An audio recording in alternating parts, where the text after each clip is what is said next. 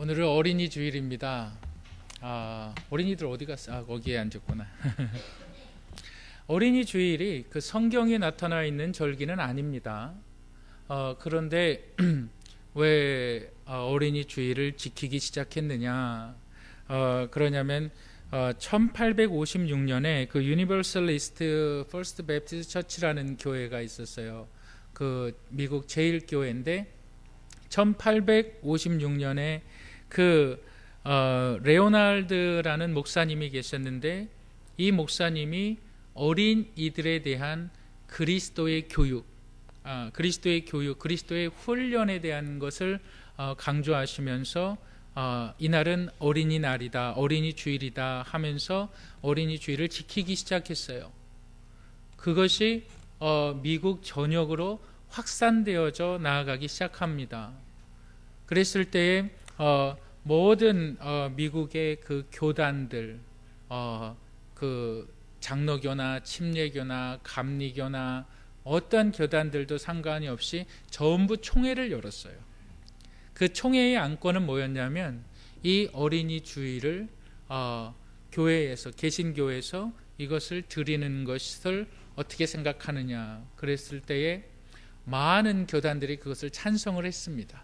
그래서 1883년에 어린이 주일 결의안을 통과시키게 되었습니다. 원래는 어린이 주일이 6월 첫째 주가 어린이 주일입니다. 그런데 그것이 1925년에 우리나라 가운데 들어오면서 1945년에 들어오면서 어린이 주일을 5월 첫째 주로 이렇게 바꿔서 변경해서 드리게 됐습니다. 참으로 많은 사람들이, 믿는 사람이건 믿지 않는 사람이건 대부분의 사람들이 동의하는 것이 아이들의 교육에 대한 중요성입니다. 우리나라처럼 이 교육의 중요성을 강조하는 나라가 없습니다. 우리나라는 이래요. 정말 교육에 대해서는 열정적인 나라인데, 한국 사람들은 먹고 남은 돈으로 아이들을 가르치는 것이 아닙니다. 그 아이들을 가르치고 남은 돈으로 먹고 산다 그래요. 그 아이들을 가르치기 위해서, 학원에 보내기 위해서 돈을 버는 게 우리 한국 사람들의 일상화된 모습이라고 생각을 합니다. 세계에서 자녀 교육에 대해서 가장 많은 지출을 하는 나라가 또한 우리나라입니다. 왜 이렇게 많은 지출을 하느냐? 교육의 중요성을 알고 있다는 거죠. 한국 사람들이. 한림대 석좌 교수가 있는데, 그 한림대 석좌 교수 정범모 교수는 교육에 대해서 이렇게 정의했습니다. 교육이란 인간 행동의 계획적인 변화이다. 자신의 존재를 발견하고 삶의 가운데 진실한 가치와 올바른 관계를 일깨워내는 인간의 행동을 탐구하는 행동이다. 굉장히 말이 어렵습니다. 한마디로 얘기하면 교육을 통해서 인간 가치가 발견되어진다는 뜻이에요. 인간의 존엄성이 교육을 통해서 발견되어진다는 말입니다. 이 교육의 중요성을 말합니다.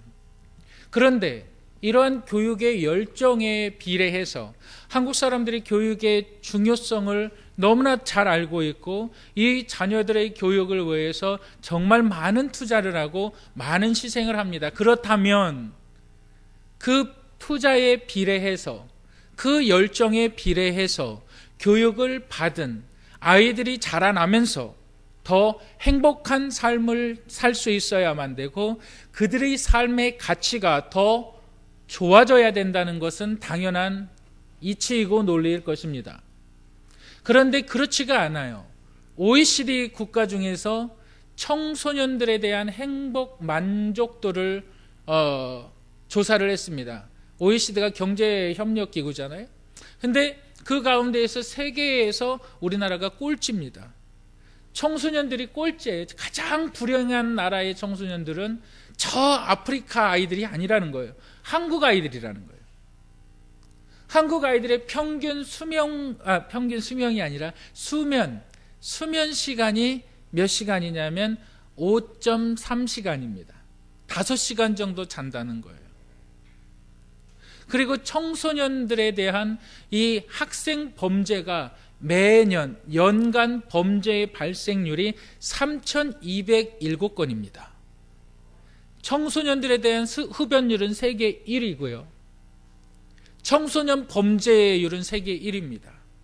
교육에 대해서 그렇게 많은 투자를 하는데, 교육의 중요성을 그렇게 부모들이 잘 알고 있는데, 그 교육시키기 위하여서 그렇게 돈을 벌면서 교육을 시키려고 그렇게 노력을 하고 있는데 결과는 더 나빠지는 거예요.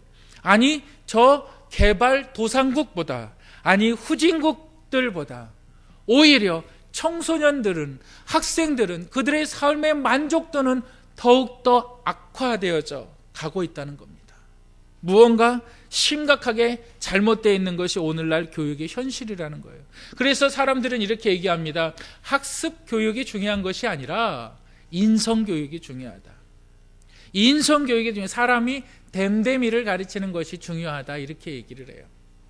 그런데 저는 분명히 확신합니다. 인성 교육이 중요한 것은 사실이지만 인성 교육은 분명히 망합니다. 왜 그럴까요? 인성 교육은 내 내면의 교육이라는 거예요. 내가 하고 싶은 것, 내가 펼치고 싶은 것, 내가 원하는 것을 내가 스스로 발견해 나간다는 거거든요.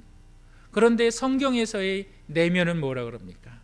모든 사람이 죄를 범하였음에 하나님의 영광에 이르지 못하더니. 이 죄인의 본성을 가지고 있는 사람들의 기본적인 본능은 자기 중심이고, 자기 중심적인 삶을 살아가는 사람은 자기 우선이 되기 위해서 내 주위에 있는 사람은 집 밟을 수밖에 없습니다. 이겨내고 내가 올라서야 된다는 거예요. 세상이 말하는 인성교육은 이 교육에 대한 참된 해답이 아닙니다. 그렇다면 우리는 교육에 대한 참된 해답을 어디서 찾을 수 있을까요? 오늘 본문의 말씀을 통해서 그 해답을 찾으시는 저와 여러분들이 되시기를 주님의 이름으로 축복합니다. 하나님께서 가르쳐 주시는 원리가 있어요. 하나님께서 말씀해 주시는 원리가 있어요. 그러면서 하나님께서 이렇게 얘기합니다. 마땅히 반드시 아이들에게 이것을 가르치라. 오늘 말씀의 제목은 반드시 아이들에게 가르쳐야 할 것. 하나님께서 반드시 마땅히 아이들에게 가르치라 라고 한 것이 무엇이 있을까요? 우리가 여기서 가르치라라는 말의 그 시브리 원뜻은 뭐냐면 너의 아이들의 행동의 영역을 좁히라라는 뜻이에요. 가르치라라는 것은 훈련시키라. 마치 운동선수가, 축구선수가 볼을 차기 위해서, 농구선수가 슛을 하기 위해서 훈련하는 것과 같이 아이들을 훈련시키는데 이 아이들의 행동의 영역을 좁혀서 아이들의 인격이 하나님께 드려질 수 있도록 아이들을 가르치라, 훈련시키라 이겁니다.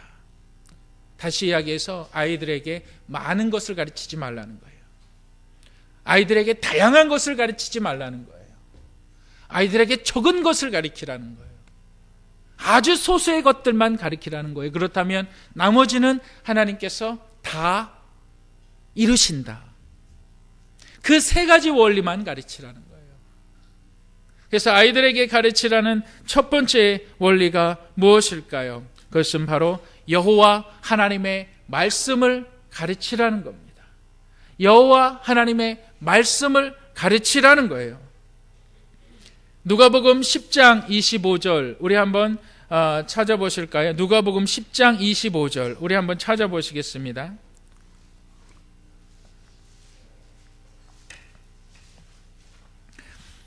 누가복음 10장 25절 우리 한번 다 같이 읽어보도록 하겠습니다. 시작. 어떤 율법 교사가 일어나 예수를 시험하여 이르되 선생님, 내가 무엇을 하여야 영생을 얻으리이까? 뭐라 그럽니까? 내가 무엇을 해야 영생을 얻습니까? 예수님께서 말씀하십니다. 그래, 네가 영생을 얻기 원하느냐?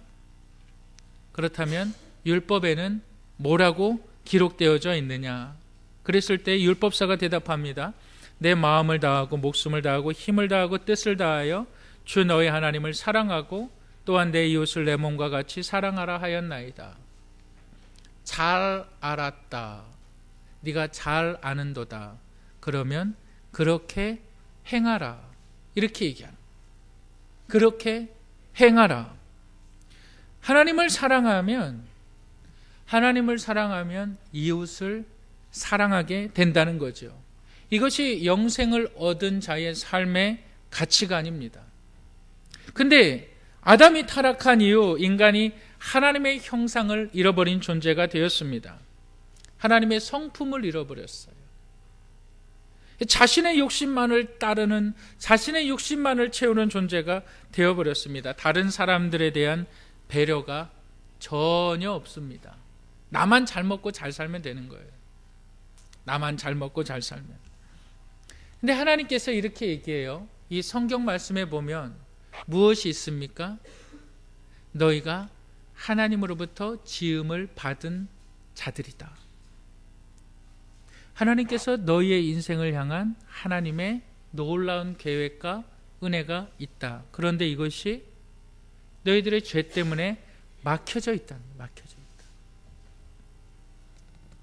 근데 이 막혀진 것을 누가 그것을 해결하셨습니까? 바로 예수 그리스도께서.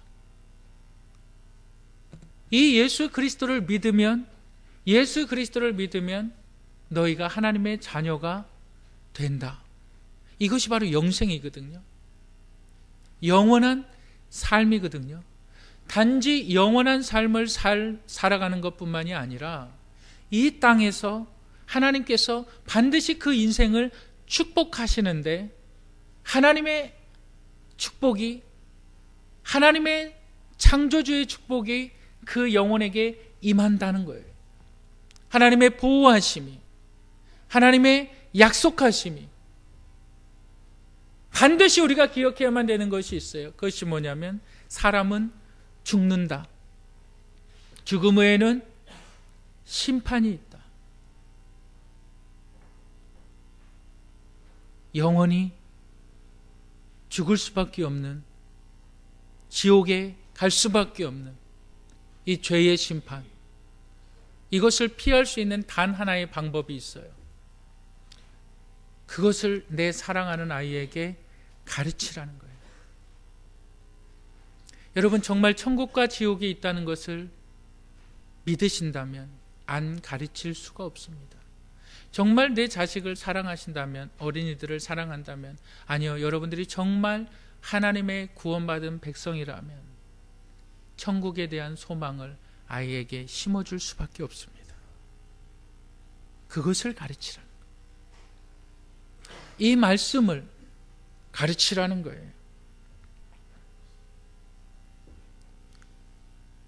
이 말씀이 하나님께서 우리에게, 우리 어린이들이 반드시 기억해야만 되는 거예요. 제가 미국에 있을 때 여러분, 아이들을 가르친다는 것은 한두 번 이야기하는 거로 끝나는 것이 아닙니다. 계속적으로 반복적으로 이야기할 뿐만이 아니라 그것을 기억해 내게 해야만 합니다. 그리고 모든 삶의 문제의 해답이 되게 해야만 합니다. 제가 저녁을 먹고 그 동네를 이렇게 돌면서 꼭 이야기했던 것이 있어요. 예수님이 누구신가? 거기 어린이들 떠들지 말고 여기 봐. 예수님이 누구신가? 예수님이 무엇을 하셨나? 예수님이 왜 죽으셨나? 그게 나와 무슨 상관이 있나? 여러분, 아이들에게 이것을 가르쳐야만 합니다.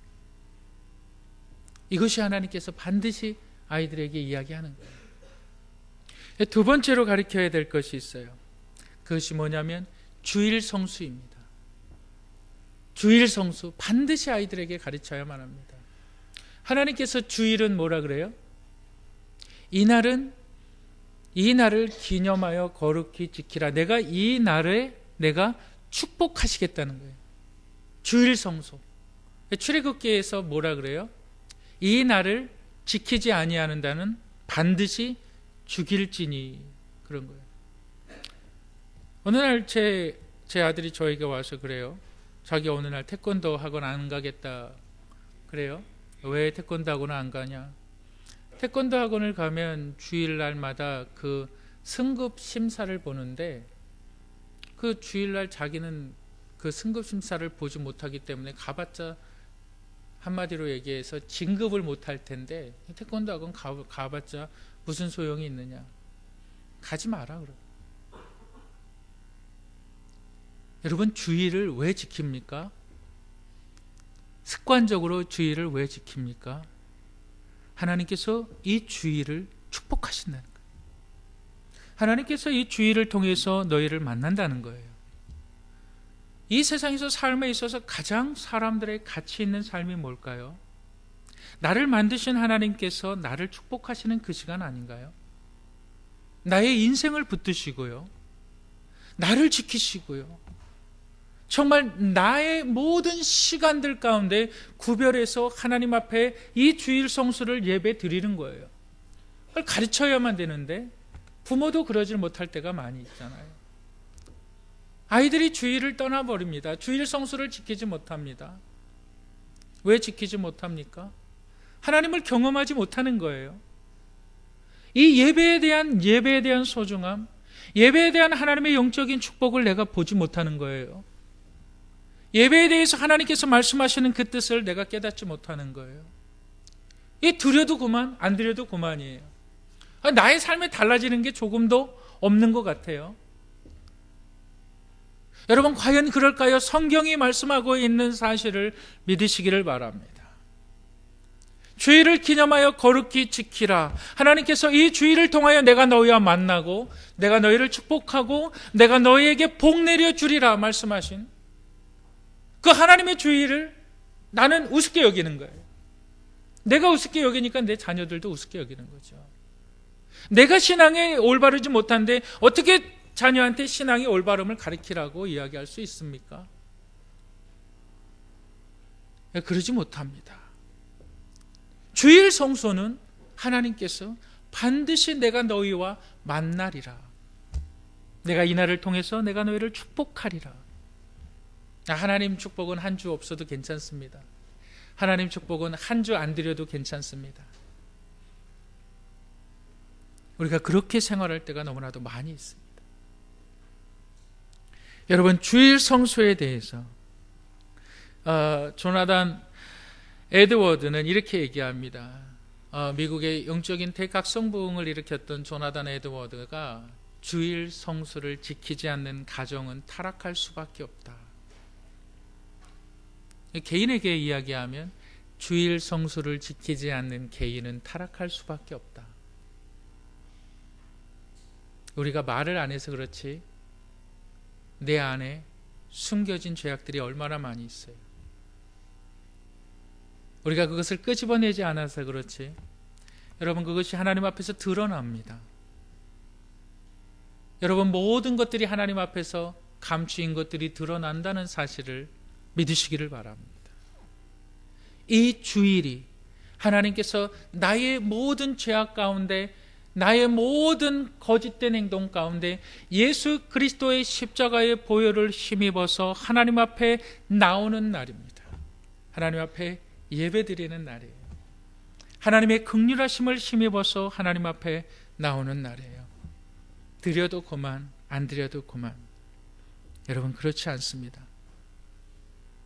사도 바울은 로마서 12장 1절에 이렇게 얘기합니다. 그러므로 형제들아, 내가 하나님의 모든 자비하심으로 너희를 권하노니 너희 몸을 하나님이 기뻐하시는 거룩한 산 제사로 드리라. 이는 너희의 드릴 영적 예배니라. 뭐라고요? 영적 예배니라. 주일을 거룩하게 지키는 것, 구원받은 사람만이 할 수 있는 겁니다. 영적 예배니라. 하나님을 만난 사람만이 할 수 있는 겁니다. 하나님의 존재를 깨닫지 못하는 사람들이 영적 예배가 뭔지 어떻게 압니까? 하나님의 축복이 뭔지 어떻게 압니까? 더 심각하게 이야기하면 나의 영혼을 보장받지 못한 분들이라는 거죠. 이 말씀이 우리에게 찔림이 되기를 주님의 이름으로 축복합니다. 이 말씀이 우리에게 아픔이 되기를 주님의 이름으로 축복합니다. 우리의 삶에 결단하시길 바랍니다. 하나님, 나는 주의를 지키는 자가 되기를 원합니다. 주의를 성수하는 자가 되기를 원합니다. 하나님께서 나를 지키시고 나를 보호하시는 인생이 되기를 원합니다. 반드시 아이들에게 가르쳐야 할 것, 주일 성수입니다. 또한 세 번째로 반드시 아이들에게 가르쳐야 될 것이 있어요. 그것이 뭐냐면 온전한 헌금 생활입니다. 반드시 아이들에게 가르쳐야만 하는 것, 온전한 헌금 생활입니다. 여러분, 돈이 정말 좋습니다. 돈 싫어하는 사람 누가 있을까요? 돈이 정말 좋지요. 아이나 어른이나 할 것 없이 돈 다 좋아합니다. 여러분들 돈 좋아하시고, 여기는 저도 돈 좋아하시고, 돈 싫어하는 사람 없잖아요. 그런데 우리가 돈에 끌려다녀서는 안 됩니다. 정말 좋은 고가의 승용차를 비싼 비용을 지불하고 구입했습니다. 차 문을 열 때 소리가 나지 않을 정도로 조용해요. 차 운전석에 앉아보니까 꼭 비행기 비즈니스석에 앉은 것과 같이 너무나도 안락하고 편안합니다. 음악을 한번 틀어봐요. 이 서라운드, 사방에서 정말 감미로운 음악이 들려옵니다. 마치 오페라 극장에 온 것 같아요. 시동을 탁 키니까 엔진 소리가 나지 않아요. 내 몸을 통해서 전달되어진 오는 그 차의 숨소리, 너무나 차가 좋아요. 시동을 켜고 이제 도로로 나갑니다. 도로로 나가는데 이것이 도로로 나가 보니까 갑자기 핸들이 떨리기 시작하는 거예요. 핸들에 문제가 생겼어요. 그리고 나서 이 핸들이 점점 심하게 떨려오면서 내가 브레이크를 밟았는데 이 브레이크를 밟을 때 핸들이 막 요동치는 거예요. 어쩔 수 없어서 그 브레이크를 세게 밟아서 이 차가 난관에 부딪히면서 가로등을 또 부딪히고 쓰게 됩니다. 여러분, 이것이 1992년에 미국 샌프란시스코에서 일어났던 일입니다. 이 차가 일본의 그 렉서스라는 차인데, 이 렉서스라는 차가 독일의 그 유명 차를 대적하기 위해서 온 힘을 기울여서 만든 차입니다. 그런데 이 좋은 차가, 이 멋지고 아름다운 차가 사람을 해하는 악한 무기가 됩니다. 어느 때요? 사람이 차를 조종하지 못할 때, 사람이 차를 컨트롤하지 못할 때. 여러분, 돈은 컨트롤해야 되는 것입니다. 돈은 따라가는 것이 아닙니다. 돈은 따라오게 만들어야만 합니다. 돈은 내가 컨트롤하지 못할 때 그 돈은 더 이상 나에게 좋은 것이 아닙니다. 그 돈은 이제 나를 해야 하고 나의 건강을 해야 할 뿐만이 아니라 나의 가족을 해야 할 뿐만이 아니라 나의 인생을 해야 하는 것이 됩니다. 이 아이들에게 어려서부터 헌금 생활을 가르치는 것은 돈에 대한 컨트롤을 시키는 것입니다. 돈의 목적과 방향을 하나님께 돌리는 것입니다. 돈을 버는 것이 잘못된 것은 아닙니다. 그런데 이 돈의 방향과 목적이 하나님께로 맞춰지지 않는다면 어떻게 될까요? 사람은 돈을 쫓게만 돼 있습니다. 돈을 쫓기 위해서 가족도 필요 없어요. 돈을 쫓기 위해서 내 건강도 돌아보지 않아요. 제가 전도사 때 평택에서 사역을 했는데 그때 집사님 한 분이 계셨어요. 굉장히 잘 사는 집사님이었어요. 5층짜리 건물을 갖고 있었어요. 그리고 1층에는 정육점을 하고 또 식당을 같이 해요. 굉장히 이 지혜가 있으시고 똑똑하신 분이에요. 말을 굉장히 잘하세요. 그런데 그때 이제 그 목사님하고 저하고 같이 있는데 이런 얘기를 하세요. 제가 한 달에 빚이 얼마인지 아십니까? 그리고 내가 한 달에 나가야 될 돈이 얼마인지 아십니까? 그거를 일일이 다 설명을 해요. 제가 왜 그거를 설명을 하시는지 이해가 되지 않았어요. 내가 빚이 얼마가 있고 이것이 한 달에 얼마씩 나가고 그 다음에 내가 이 식당을 운영하면서 또한 뭐 자재를 대야 되고 뭐 해야 되고 뭐 해야 된다 뭐 이러면서 결론은 이렇게 얘기합니다. 나는 11조 생활을 할 수 없습니다. 이거예요. 왜요? 목사님 한번 생각을 해보세요. 내가 성도인데 내가 집사인데 사람들이 나한테 손가락질 한다는 거예요. 저 집사가 교회 다니면서 헌금 생활을 하고 그러는데 저 빚만 지고 산다. 그런 소리 할 거 아니냐. 제가 그 얘기를 그때 당시 들을 때는 정말 일리가 있는 것 같았어요. 그렇지. 좀 손가락질을 할 수도 있겠구나. 그렇게도 생각을 할 수가 있겠구나. 지금 생각해 보면 그것처럼 교만한 생각이 없어요. 하나님, 나의 경제권은 하나님 터치하지 마십시오. 나의 삶의 경제권은 하나님하고 상관이 없습니다. 이거거든요. 내가 빚을 다 갚기 전에 내가 이제 먹고 살만하면 하나님에게 동양하겠습니다. 그 뜻이거든요. 이제 내가 여유가 있으면 내가 하나님 앞에 좀 내가 헌금 생활도 하고 내가 좀 이제 좀 살만하고 내 자식도 장가 보내고 시집 보내고 내가 좀 여유가 있으면 당신에게 이제 내가 눈 한번 내가 돌아보겠습니다. 그 말이에요. 그 사람 어떻게 됐냐고요? 5층 건물 다 날라갔어요. 어느 땐가 몇 년만 지나면 빚을 다 갚을 수 있다고 얘기하신 분이 그 건물 다 날라갔어요. 여러분, 하나님 앞에 드리는 헌금 생활은 이론으로 되는 것이 아닙니다. 훈련입니다. 하나님 앞에 드리는 것은, 내가 정말 하나님 앞에 드리는 것은 우리 어린아이들에게 있어서 반드시 가르쳐 주어야만 하는 것입니다. 네가 10,000원을 받았으면 10,000원에 대한 11조, 네가 20,000원을 받았으면 20,000원에 대한 11조. 하나님을 경외하지 않고는, 하나님이 내 삶의 주인인데, 하나님이 내 삶을 이끌어 가시는데, 하나님이 나를 통해서 당신께서 영광을 받으시기를 원하시는데 나의 경제적인 부분은 손대지 말라 이거예요. 하나님 필요 없다 이거예요. 하나님 필요 없습니다. 여러분, 과연 그럴까요? 하나님이 그 사람을 통해서 정말 축복해 주실 수 있으실까요? 저도 그랬어요. 저도 유학할 때 좀 돈이 궁핍할 때가 굉장히 많았어요. 참 하나님 앞에 헌금 드리는 것이 참 힘들어요. 어려워요. 왜? 제 머리가 너무 좋아요. 너무 빨라요, 계산이. 뭐 들어가, 뭐 해야 될 거. 너무 똑똑해요, 머리가. 그런데 그 똑똑한 머리로 헌금 생활을 한번 시작해 봤어요. 헌금을 하나님 앞에 예물을 안 드렸을 때 하나님께서 정확하게 취해 가시더라고요. 정확하게 빼내 가세요. 멀쩡하던 아이가 동네에서 놀다가 다치는 일이 벌어지고,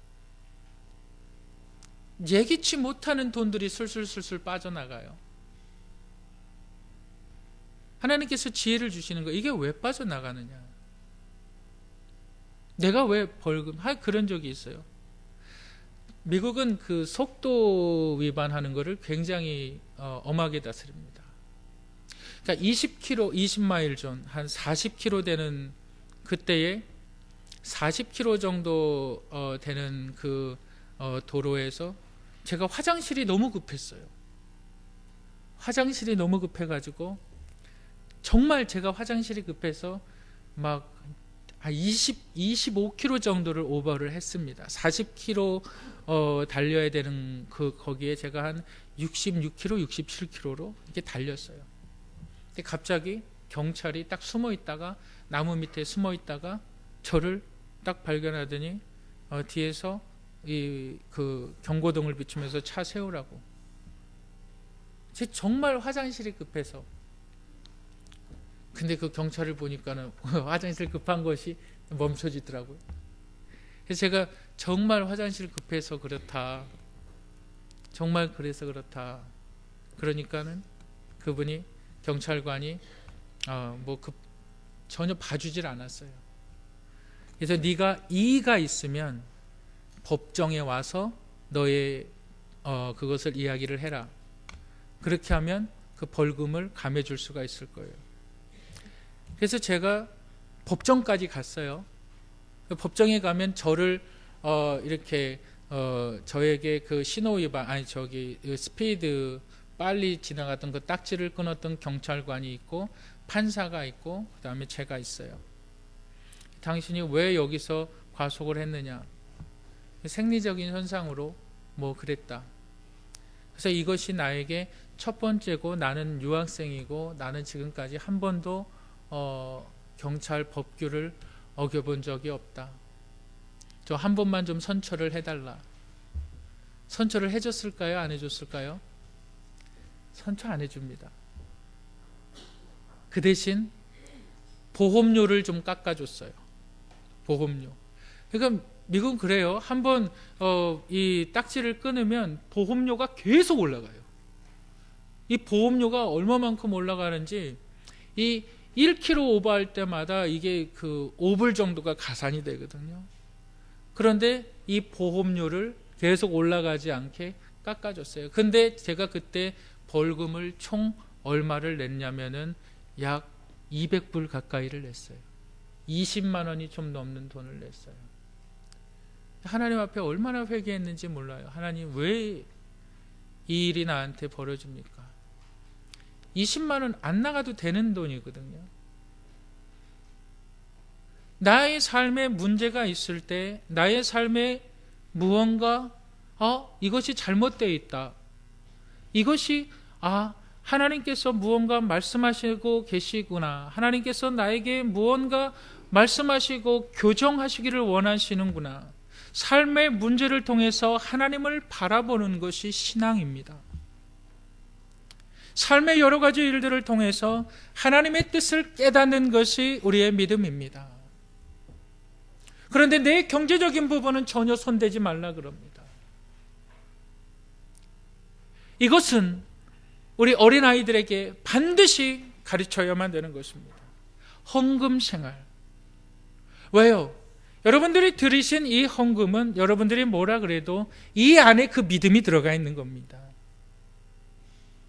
이 안에 여러분들의 신앙이 들어가 있는 겁니다. 우리가 너무나도 바쁜 인생을 살아갑니다. 너무나도 분주한 인생을 살아갑니다.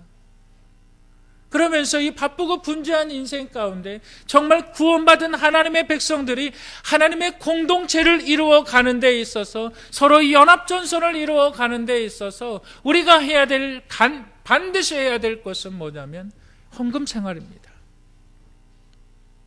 이것이 문제가 되어지지 않기 위해서 어려서부터 아이들에게 헌금을 해라 가르치라는 거죠. 나이가 들면 더 하기 힘들어요. 여러분 생각해 보세요. 하나님께서 헌금 생활을 가르쳤던 그 아이들을 하나님께서 지키시지 않을까요? 보호하지 않을까요? 정말 하나님께서 사람들이 생각할 때 돈이 우리의 삶에 중요하다고 생각하는 모든 사람들의 생각을 하나님이 모르실까요? 자기 아들을 아낌없이 내어주신 그 하나님이신데 자기 아들을 아낌없이 내어주셨을 뿐만이 아니라 범죄한 백성들을 향하여서 참고 참으시면서 또 찾아오시고 또 용서하시고 또 회개하기 바라시는 그 하나님께서 마침내 모든 사람들의 인류의 죄악을 다 없애주시기 위하여서 그 하나님께서 자기 아들을 버리시면서 저와 여러분들을 구원하신 그 하나님의 사랑이, 그 하나님의 은혜가 나보다 내 자식들을 더 지키기 원하시지 않을까요?